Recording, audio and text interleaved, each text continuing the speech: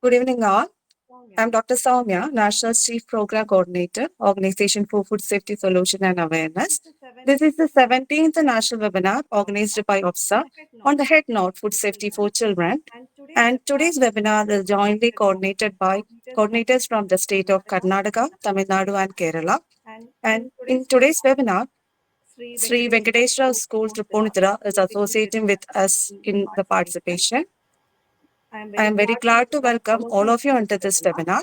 I welcome teachers, students, parents of Sri Venkateswara schools, as well as all other participants. And this webinar is intended to promote safe and healthy food habits among children, especially among school children, because the food habits forming in the early years of their life is an important factor determining the health aspect of all the people. So, in order to improve the food habits of children, we are organizing this webinar. So, we are moving to the formal sessions of the webinar. For an introductory remark, I would like to welcome National Logo as well as child moderator of OFSSA National Webinar Series, Grandmaster Tirtha Vivek. Over to Tirtha. Good evening to all. I am Tirtha Vivek. I am extremely happy to welcome all of you into the 16th National Webinar Series on the head note Food Safety for Children. We kids are the future of our nation. We have to be healthy to build our nation strong. Today's webinar is on the topic food allergy and impact on skin health.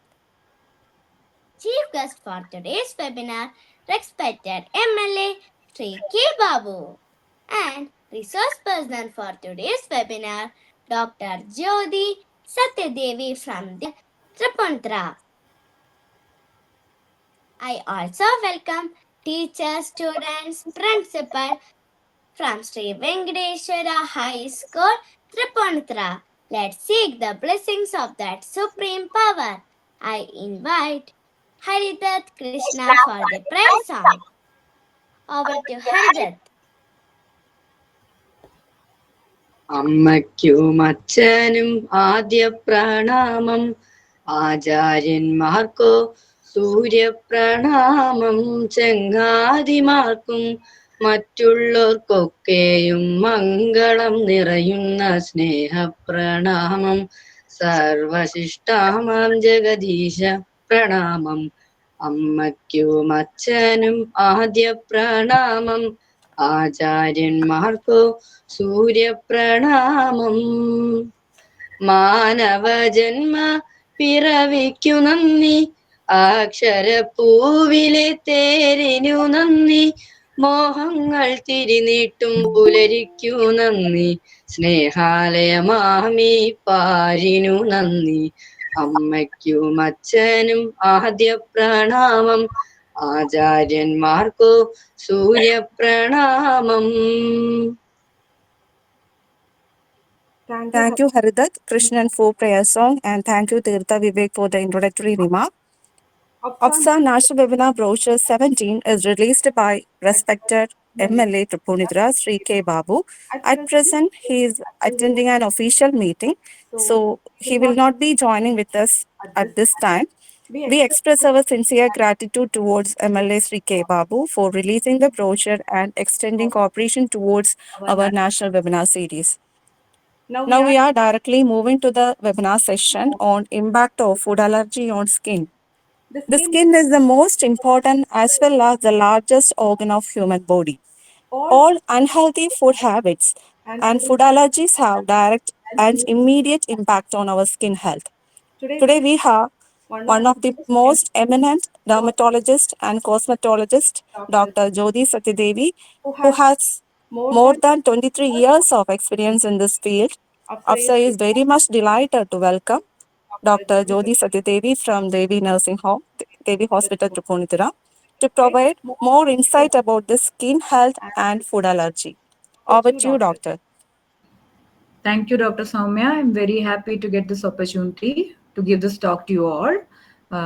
So today we shall be talking about food allergy and the impact of food allergy on skin. Shall I start the presentation? Yes, doctor.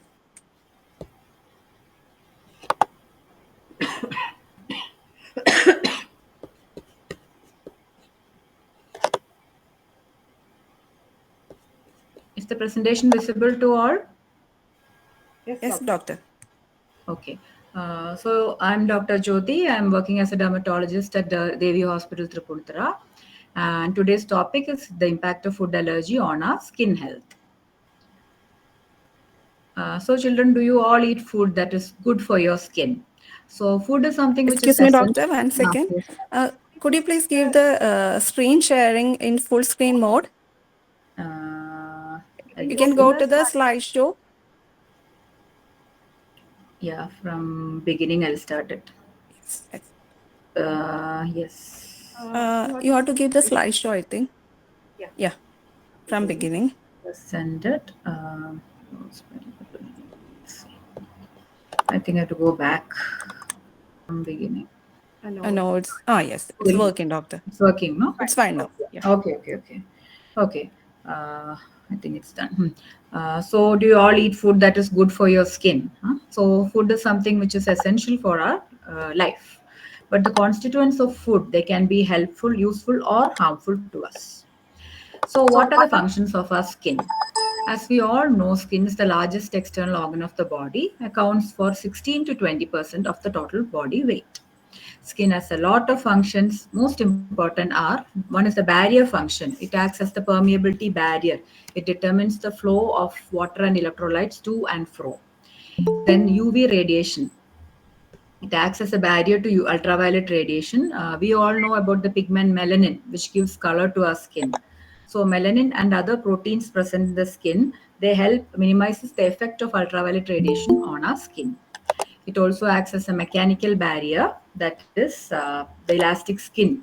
The elastin and collagen present in the skin, they act as mechanical barriers to external pressure and blunt objects. It also has chemical and biological effects, that is, it prevents the entry of microorganisms and other chemicals. It acts as a barrier. Regulation of body temperature is another important function. So there are receptors in our skin for heat and cold. They help in conserving the body temperature. Then there is a sensory function. Again, sensory receptors. There are touch, pain, vibration. All these receptors are present in our skin, and sensory function is another important function. Vitamin D synthesis is one of the most important functions of the skin, that is via the sunlight. So the skin helps in the synthesis of vitamin D. Immunological function tags as immunological receptors are there in the skin. And also social and cosmetic functions, because as skin is the largest organ of the body, it has a visual appeal. Coming to food allergy and intolerance. Food allergy, what is food allergy? It's an abnormal constipation. It can cause breathing problems in some, that is wheezing, nasal block or congestion, trouble breathing. Or other, like in severe cases, it can cause fainting attacks, dizziness, and rapid heartbeat. And as I told earlier, even death in the most severe cases. So it should be taken seriously. So how do we diagnose food allergy? So first thing you have to ask the patient is, what was the timing? When was the reaction? Did it come as soon as you have had the food, or within an hour, or maybe a few hours later after eating the particular food? Then you can ask the patient to record in a diary, like what all food you had in a certain day. Which the reaction always associated with a particular food. It might be difficult to find out the food, but again you can tell the patient to maintain a diary. So food allergy is treated by avoiding the food that triggers the reaction. So we have to advise the patient, once he has identified the food which causes the problem, he has to remove it from the diet. And always encourage the patient to read the ingredient list. If you whatever he purchases from the supermarket or bakery, to read the detailed ingredient list. So some might contain soy, some might contain nuts, some are manufactured in factories which already they process nuts, milk. So everything has to be read in detail and accordingly avoid it. So how do you read a food label? So any food, like you can see a label behind, it has the nutrition facts, serving sizes, amount of calories, and what are the nutrients, total fat in it, how much trans fat, cholesterol, sodium, dietary fibers, how much protein, how much of vitamins are there, A, C, you can see this. And daily values, how much percentage of daily values, accordingly how much do you need the daily value, what is the percentage present in the food.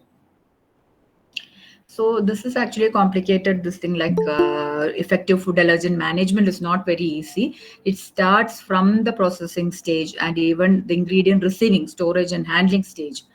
Even the product labeling and packaging controls and food allergen sanitation is very important.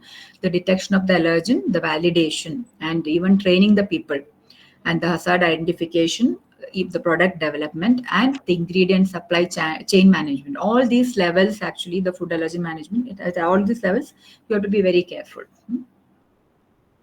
So this is example of a food allergen labeling. You can see in some the mustard, sesame seed, soy may contain peanuts. So if the patient is allergic, you have to check everything, all the ingredient list. Some might be written like wheat flour or celery, whatever it is. For allergens, it might be written in the bold italics. Or say the our food may contain peanut, or say may contain soya. So all these are allergens, so to be very careful. So the patient should be advised to read. Some people have gluten sensitivity, that is gluten containing food like wheat, barley. All these they are sensitive to. Lactose intolerance people are there who are sensitive to lactose present in milk. So it's very important to read the allergen labeling. The next step, what we advise is an elimination diet. So don't eat a food suspected which of causing the allergy, such as if it is eggs. You can tell the patient to substitute it with some other protein. So if the symptoms go away after removing the diet, doctor can make a diagnosis. So it's not very easy in all cases. So diagnosis is confirmed if the patient again eats the food and the symptoms come. So only when this doesn't work, we have other tests like skin allergy tests, prick tests are there, RAST. All these come later if this doesn't work. So how do I control the damage done to my skin? The external care containing moisturizers, sunscreens, and the internal care of a proper balanced diet, they can do wonders. For optimum health, we should always have a healthy, balanced diet contains optimum amount of grains, vegetables, fruits, milk, and lean meats. So first of all, we should have, as we know, skin contains 70% of water, so at least 2 liters of water daily, and water consumption is very important for the skin. Other rich sources of food, like what we have carrots and beetroots, they're rich in beta carotenoids. They bring glow to your skin. So start munching on carrots if you want a healthier looking skin. They also, these carrots and beetroot also help in reducing the ultraviolet, the damage caused to the skin by sunlight. Again, the second thing is zinc. Zinc is also very essential for healthy looking skin. The vegetable sources of zinc are cauliflower, cucumber, tomato, radish, even fruits like banana, peaches, blackberry, all nuts like almond, cashew, peanuts, seeds like pumpkin, sunflower, flax seeds, all these contains good amount of zinc. Zinc is very essential for wound healing. It's very good for dry skin, itching, diaper rashes, and for acne treatment, we always give zinc supplements. Even for hair fall, we give zinc. It's also used in the treatment of allergy, dermatitis. So, as we all know, you are what you eat, and again, your diet affects your skin also. So, always the diet should be rich in antioxidants like A, C, and D, which keeps the skin healthy and helps. It has anti-aging benefits also. It should be rich in minerals like zinc and selenium. And as I told earlier, like carotenoid-rich foods include apricots, carrots, beetroot, spinach, sweet potatoes. They help in protecting the skin from the damaging effects of ultraviolet rays. They are also antioxidants, that is, they protect us from cancer and support in maintaining a healthy immune system. Vitamin E is also another antioxidant and protects the cell membranes from free radicals, that it acts as an antioxidant, reducing the oxidative stress. Vitamin C is not only very good as an antioxidant, and it reduces pigmentation on our face and body, and it helps in the formation of collagen, which is very important in maintaining a healthy skin. It has anti-aging benefits also, and it promotes faster healing of wounds. Blueberries, pomegranates are rich in antioxidants. They fight free radicals. Fishes like salmon, that's rich in omega 3. Omega 3 is again very essential for our skin. It reduces linolenic acids. They reduce the dryness. It keeps the skin, they keep the skin soft. And eggs are again a source of choline, biotin, and lutein. These are, and choline is again makes up the fatty part of cell membranes.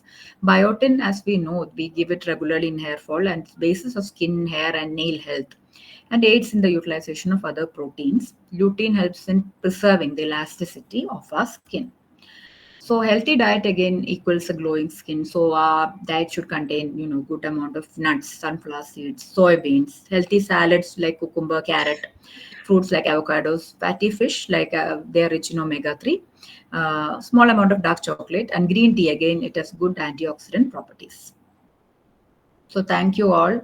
I hope this presentation was helpful to you. And any questions are welcome. Thank you, Doctor. It was such an informative session. Thank you for helping us to understand more about the healthy aspects of skin and what are the food to be avoided and what are the good food. Thank you, Doctor, for your effort and time. And this is the time for interaction. If participants have any queries, you can ask. Some of the participants asked for regional language Malayalam. No, no We issues. You have can ask in Malayalam. Hmm. you can ask in Malayalam in the interaction session, no issue, because in the explanation we can do only in English as we have participants Yes. from other states too. So kindly excuse. If you have any question, you can ask in Malayalam for the students. In Malayalam. So any questions, and you can ask in Malayalam. I'll reply. Yeah, that's there is some question. If you have any queries, you can put it in the chat box. Possible to let know if you are allergic to any food, especially mushrooms. Yeah, as I told, we can do the skin prick test. Before that, we have to know like if you consume mushroom and you are getting an allergic reaction to it. And main thing about allergy is a person we have been having the same food daily. Suddenly one day morning we can become allergic to that particular food. So you have to understand that that's all these years people tell, okay, I have not been allergic to this, but suddenly one day morning you can become allergic to that food. So only then if you feel you're allergic to it, try the elimination diet, try very little amount of it. So if you're thinking you're finding it allergic, you can avoid it from your diet, or you can do the skin prick test. Ideal breakfast, lunch, and dinner menu. Okay. Our what we have, our Indian food, that's the best breakfast. Idli and sambar, I think it's really good. And equal amount of protein, carbohydrates, everything should be there in balanced amount. Fruits, vegetables also, and reduced intake of junk food, and oily fried food should be limited. And proteins again equally important, but we should not, everything should be in a balanced form. Even for lunch, the you should contain certain amount of vegetables, fruits. Protein should also be there. For vegetarians, you can have tofu like paneer, soya bean, and nuts. They're rich sources of protein. And reduce for dinner. Try to reduce the amount of fat. In the fried food and all. You try to reduce from the dinner menu.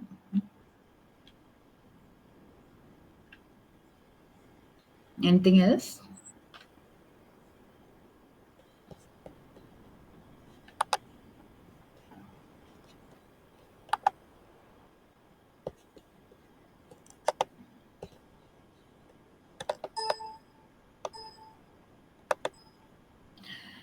Yes, I know pesticides like see some are there like guava and all, which they don't use much of pesticides. Some are there which are, some fruits are there which like grapes, where they use a lot of pesticides. Only thing what we can do is wash them properly in salt, vinegar, keep it for half an hour.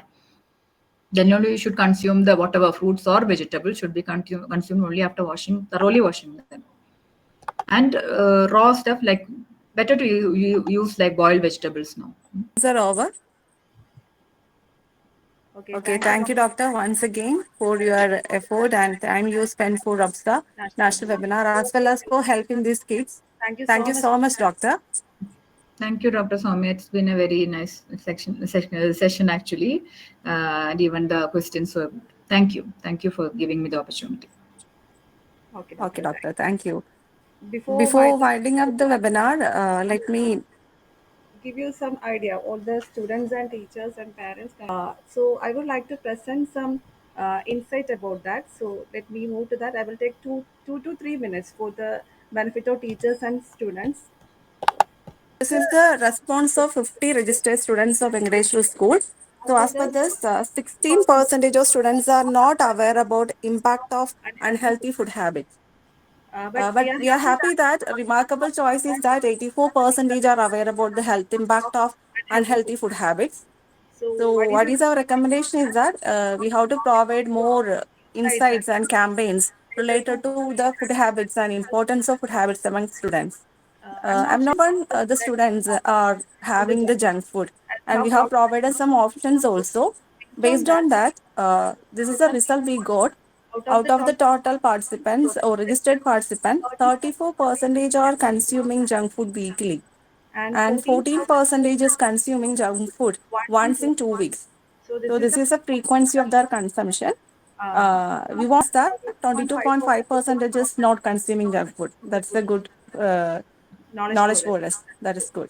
And we are encouraging students to reduce the consumption, frequency of consumption of junk food. And this is another one. The third one, that is about the soft drinks that most of the students are frequently having, especially among the college students. Coca-Cola, Pepsi, Mountain Dew, Sprite, 7-Up. All these are the coming under the category of soft drinks. So what is the result we got is that only 10% is consuming the soft drinks on once in a week, and 6% is once in a month. And remarkable choice is that 18% is not at all preferring or consuming the soft drink. So many students are consuming junk food on daily basis. For the taste of your tongue, you can have no issue, but not on a regular basis.